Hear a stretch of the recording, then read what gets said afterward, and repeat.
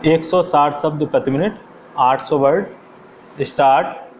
श्रीमान, अपने अनुभव के पश्चात गेहूं के थोक व्यापार के संबंध में जैसा मैंने पूर्व में भी बताया था कि अपनी गलत नीतियों के कारण सरकार अब चावल के थोक व्यापार से बाज आएगी, परंतु मेरी समझ में नहीं आता है कि सरकार किस आधार पर ऐसी नीति निर्धारित करती है। हमने पहले सोचा था कि हमारी सरकार अच्छी है, सरकार का कार्य अच्छा है, शायद हमारी सरकार किसानों के हित में नीति निर्धारित करती है, वह भी साकार नहीं हो सका।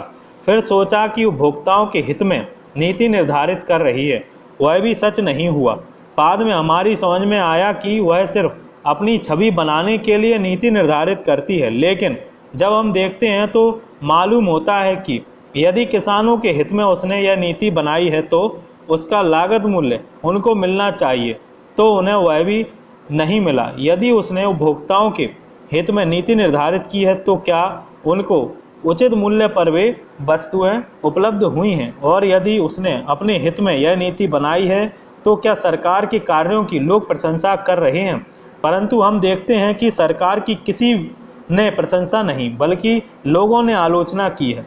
शायद उसने किसी के हित में अपनी नीति निर्धारित नहीं की है, उसी कारण से उसकी कोई प्रतिष्ठा नहीं बन रही है। यदि इस दृष्टि से विचार किया जाए तो 6 महीने में प्रदेश की स्थिति को देखकर सारी नीति को ठीक रूप से निर्धारण किया जा सकता है, परंतु हम देखते हैं कि इस गलत नीति को बनाकर जनता को गुमराह किया जा रहा है, केवल कुछ लोगों का हित किया जा रहा है और सत्ता में बने रहने के प्रयत्न किए जा रहे हैं।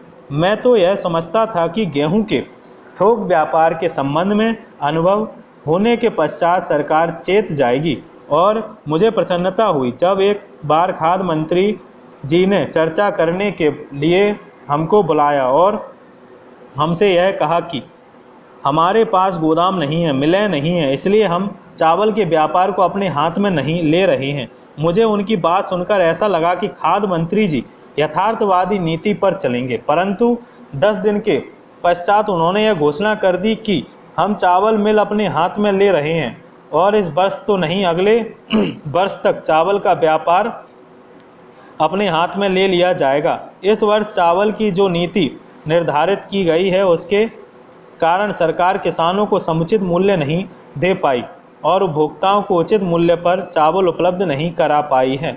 मैं समझता हूं, जैसा कि मैंने कहा, अपने दलगत स्वार्थ की पूर्ति करने के लिए और सत्ता में बने रहने के लिए ये सारी नीतियां निर्धारित की जाती हैं।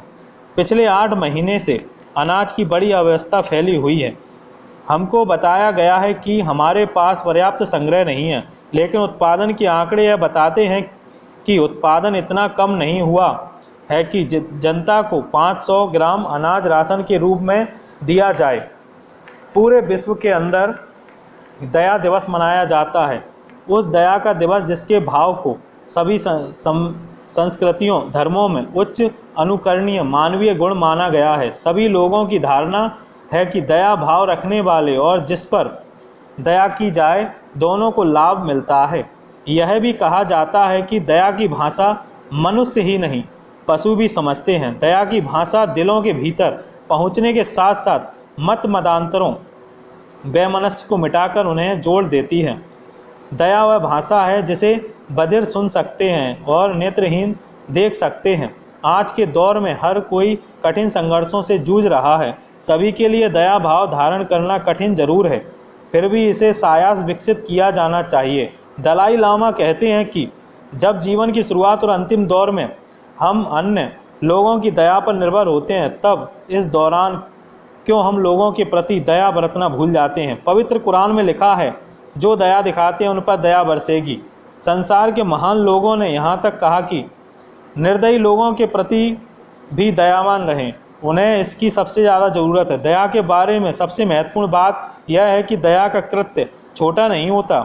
यह माना जाता है कि दया का प्रभाव तरंगों की भांति बहुगणित होता रहता है। स्नेह प्रेम सौहार्द के लिए हर व्यक्ति के मन में जितनी भूख आती है उतनी शायद पहले नहीं थी। यह भी कहा जाता है कि आप देने वाले बनिए, आपको लौटकर कई गुना फल मिल सकता है।